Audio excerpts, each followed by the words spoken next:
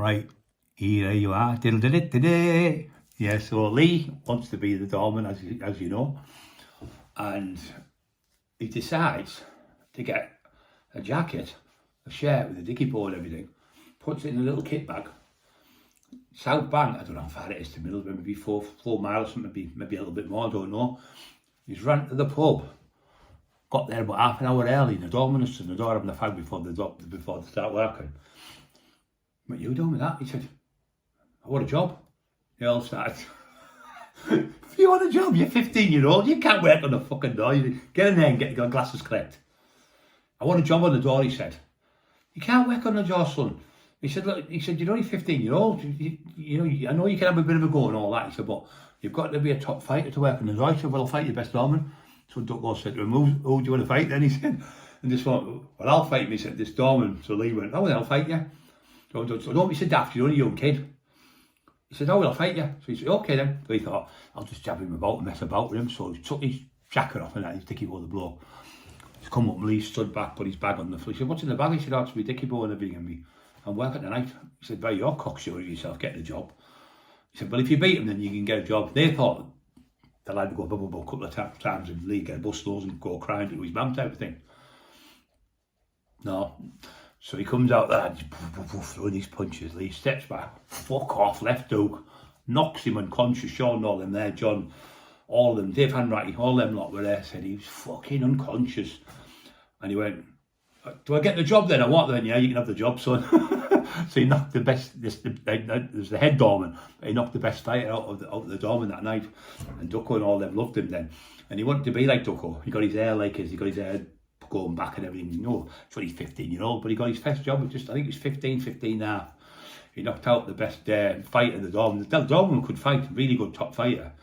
15-year-old knocks him out, so that's his first job on the door. And he's like, then in the night time, he stood on the door and he goes, one day I'm going to be the head doorman in here, and I'm going to run all these doors in Middlesbrough, and I'm going to be the best fighter. That was at 15.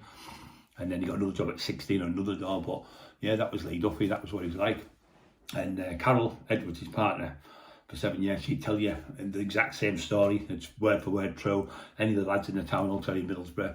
That was Lee Duffy, and he was cocksure himself. He said, I'm going to be the best fighter in the town in Middlesbrough when I get older and that. And you know, that was his ambition. A lot of people want to be a fireman.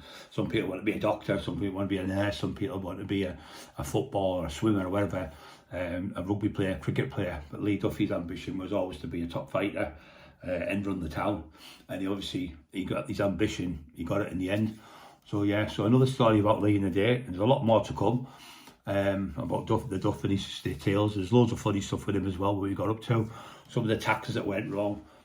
Some of the fun we had, Frisk, when we pretend to have fights with people and we were only joking. There's loads and loads of stories, pardon me, about Lee, what we got up to in them 3.5 months or so we were together. He was with us nearly every day. You know, he just loved to be out and about.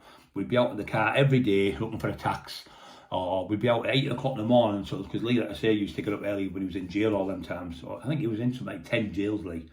And out of the 10 jails, he beat every top fighter in every jail.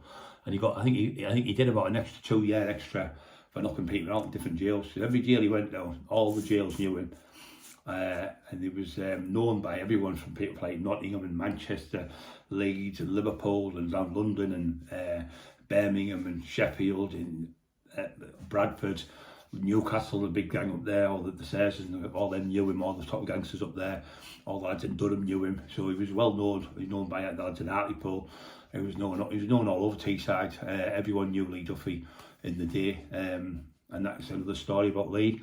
He wasn't like the monster people say he was. He helped old people as well a few times. I know stories about that. He's jumped in when people are getting a good hiding. It's like 3 or 4 out of 1. He's jumped in and saved them a few times. So he wasn't that monster what certain persons painted him to be in the so-called books. There was another side of Lee Duffy. He was a funny kid, and like John Pickard said, John Pickard has his own shop at Redcar, a cigarette shop, vape shop, and he'll tell you he was always laughing and joking, Lee Duffy. Every time he came in, every time you seen him, he was laughing and joking.